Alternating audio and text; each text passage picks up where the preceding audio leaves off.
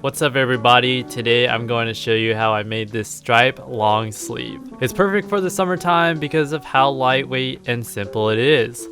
If this is your first time making a shirt, I left a couple of reference videos and links in the video description to help you out. If you need a guide on the pattern I created for this piece, the link will also be in the video description. With that said, let's jump right into the tutorial. Let's start with all the different pieces. You're going to need a paired front body piece, paired back body piece, 2 paired sleeves, and a collar. For all the pieces, I used about 4 yards of fabric, 2 yards per color. So with that said, you might need more or less just depending on how you want the long sleeve to look. Since we have paired pieces, we need to sew those pieces first. For the main body pieces, you want to grab the top half and place it face down over the bottom half. Make sure the bottom half is faced up. Kind of like a sandwich. You don't want to have your spread on the wrong side of the bread. You know what I'm saying? Anyways, pin along the bottom to help the sewing easier. For the sleeve pieces, you're going to do the same thing. Grab your sleeve piece and place it face down over the corresponding piece.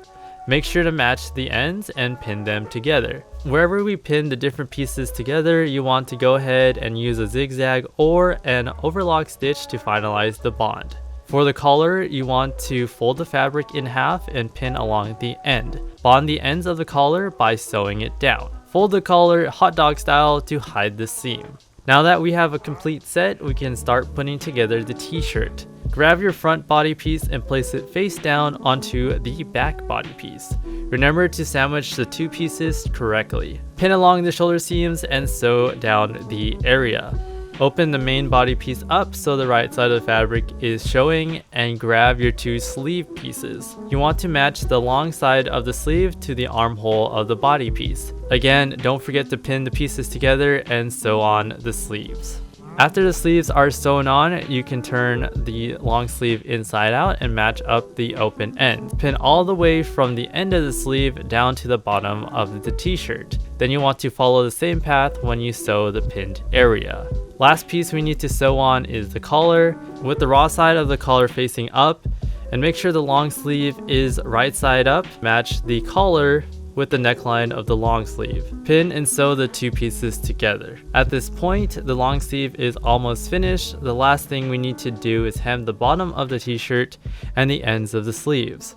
You can do this by double folding the ends and sewing them down with a straight stitch. This last thing is kind of optional and it really depends if you have a Cricut. What I decided to do was to heat press some vinyl onto the long sleeve. I used my Cricut to cut out the letters and my heat press to bond the vinyl onto my t-shirt.